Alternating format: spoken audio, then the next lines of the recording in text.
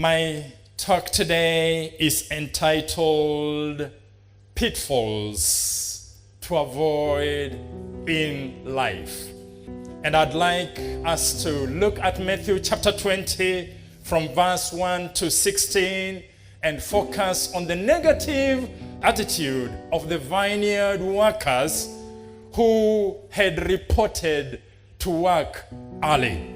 And as we consider their not so good attitude, we should learn from their mistakes and avoid those particular mistakes. Well, the first pitfall of the early vineyard workers was that of comparison. Well, comparison has to do with the measuring of yourself by the standard of other people, or measuring yourself against others. They compared themselves and felt they had worked harder, they had worked longer, and they deserved more pay and more compliments probably than those who came in a little bit later. This is what verse 10 to 12 says. So when those came who were hired first, they expected to receive more. But each one of them also received a denarius. When they received it, they began to grumble against the landowner. These men who were hired last worked only 1 hour, they said, and you have made them equal to us. Comparison there. You have made them equal to us who have borne the burden of the work and the heat of the day. They are comparing themselves with those who came in earlier, and they have a negative attitude. Dear ones, we need to guard against unhealthy comparisons with others. Well, the second pitfall the early vineyard workers fell into was that of competition. Competition with others. Competition assumes there is a contest between you and other people. That's what competition assumes. Look at verse 10. So when those came who were hired first, they expected to receive more. They expected to receive more, but each one of them also received a denarius. The early morning workers saw the other workers as different from them. The problem with these workers is that they failed to recognize their relationship with each other. Friends, wherever the Lord has placed us, we need to guard against unhealthy competition. You don't have to compete with anyone as long as you are doing what God has called you to do. Just give it your very best. You don't have to compete with anybody. As a matter of fact, in the body of Christ, we are called to complete one another. We are called to complete each other, not to compete against each other. Well, apart from comparing themselves with the others and competing with them, the early morning workers also fell into the pitfall of complaining.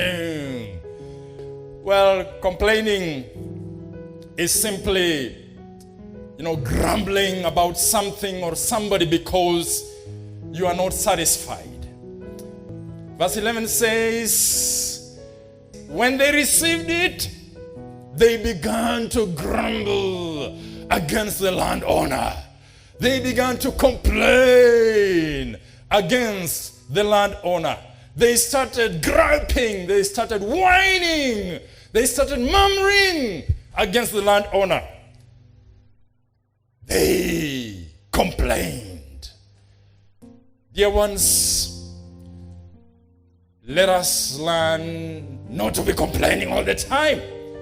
We have a choice to be thankful to God for what He has entrusted to us, Or we have a choice to decide and complain and grumble over what God has entrusted to others.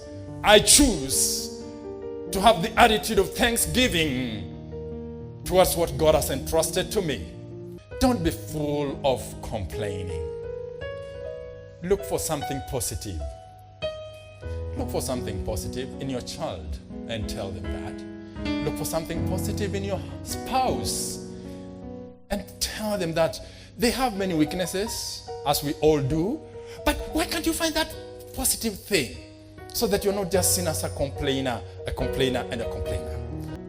Well, the last pitfall the early morning workers fell into was that of having a condemning attitude towards others. Someone who has a condemning attitude demonstrates a judgmental attitude toward others. They tend to be very judgmental.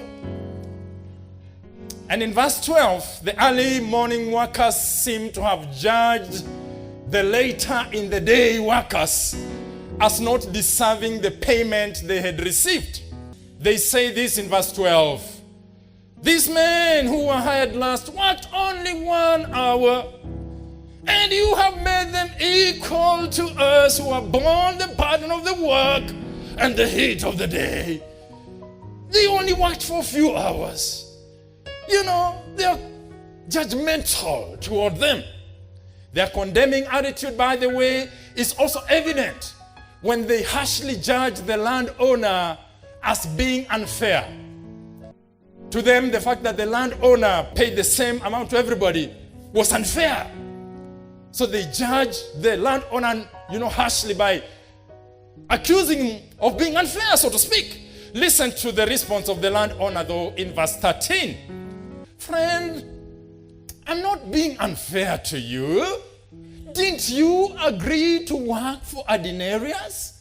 You may be accusing me, you may be judging me harshly, you may be condemning me harshly for being fair to others and being unfair, so to speak, to you, but I'm not being unfair. Your judgment to me, the judgment you have passed, is wrong. Your condemning attitude towards me is wrong. I'm not being unfair. The fact that he has to come out strongly and defend himself means they must have judged him and condemned him harshly for being unfair. Brothers and sisters, we need to be careful about judging people, especially when we do not have full facts regarding their situation.